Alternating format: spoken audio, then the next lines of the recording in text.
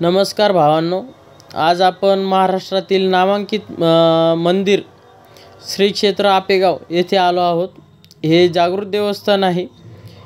येथे श्री दत्तात्रय प्रभू यांनी खूप तपश्चर्या केली, तेव्हा त्यांना भोलेबाबा प्रसन्न झालेले आहे। त्यामुळे इथे खूप लोक येतात, खूप गर्दी असते भाविक भक्तांची। तर चला, प्रवेश केला आहे आपण मंदिरामध्ये। असं बोलले जाते की नंदी महाराजाच्या कानामध्ये आपण काही जे अडचण असेल, समस्या ती सांगितली की नंदी महाराज ती भोलेबाबापर्यंत पोहोचवतात। बघू शकता, रात्रीच्या शृंगार दर्शनाची तयारी चालू आहे। खूप विविध प्रकारची फुले इथे आणलेली आहे आणि सगळे भक्त भोलेबाबाचे मनापासून सजावट करत आहे। बघू शकता किती सुंदर रीतीने बनवलं आहे। ब्रह्मकमळ फूल दिसू राहील तिथं। हे नदीचा कड आहे। हे बघू शकता तुम्ही, बटुक भैरवाची चित्र काढलेले आहे इथे। हा पण भोलेबाबाचाच अवतार आहे।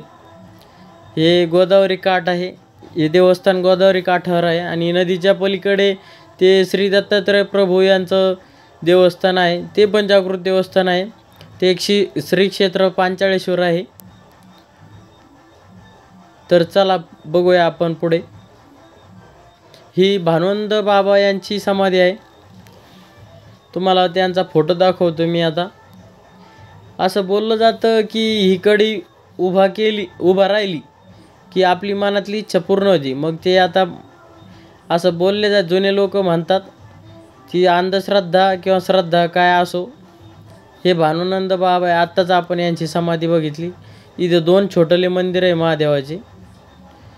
बघू शकता कसे सगळे भाविक भक्त फुलं कट करत आहेत, पाकळ्या वेगळ्या करत आहेत। हे सोमेश्वर महादेवाचं मंदिर आहे। तर चला पाय पडू आपण। पुढचं मंदिर आहे नीलकंठेश्वर महादेव। इथंच मारुतीचं पण मंदिर आहे। पाय पडणं झालं आता आपलं। चला तर पुढील देवाचं मंदिर दाखवतो मी तुम्हाला। बघा, महादेवाची मूर्ती खूप छान आहे, पिंड। इथं श्री दत्तात्रय प्रभू यांची मूर्ती आहे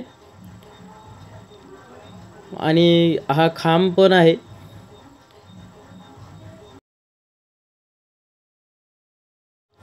मित्रांनो, तर चला तुम्हाला होम दाखवतो। हा मंदिरामधील होम आहे। या होमाची पण सजावट चाललेली आहे। संध्याकाळपर्यंत खूप चांगल्या प्रकारे इथं सजवतात। इथं दर्शन घेऊया आणि बाहेर जाऊया। मंदिराचा कळस बघू शकता तुम्ही। एकदा कळसाचे दर्शन घेऊन